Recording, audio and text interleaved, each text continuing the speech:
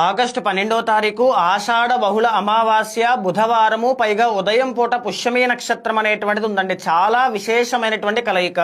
ఇంట్లో నరఘోషతో బాధపడుతున్న ప్రయోగాలు కానీ, చేతబడులు కానీ, నెగటివ్ ఎనర్జీ కానీ, శత్రు బాధలు కానీ, తీవ్రమైన అప్పులు కానీ, ఇవి తీరవు అనుకునేటువంటి సమస్యలు మీ జీవితంలో ఏమున్నా సరే, ఆ రోజు సాయంత్రం కాలభైరవుని యొక్క ఆలయంలోకి వెళ్ళి తప్పనిసరిగా బూడిద గుమ్మడికాయని కట్ చేసి ఆ బూడిద గుమ్మడికాయలో దీపాన్ని వెలిగించాలి. నల్ల నువ్వుల నూనెతో 8 ఒత్తులు ఒక ఒత్తిగా కలిపి తోక మిరియాలు వేసి ఆ కాలభైరవుడి ముందు వెలిగించి ఓం కాలభైరవాయ నమః అనేటువంటి మంత్రాన్ని మాత్రం తప్పనిసరిగా 108 సార్లు జపం చేయండి. ఇది ఆలయంలోనే కాదండి, ఇంట్లో కూడా తప్పనిసరిగా చేయవచ్చు. కాకపోతే ఇంట్లో అయితే దీపము ఆరేంత వరకు కూడా జాగ్రత్తగా దీపాన్ని కాపాడి ఆ దీపము ఆరిన తర్వాత, కొండెక్కిన తర్వాత దాన్ని తీసేయాలి.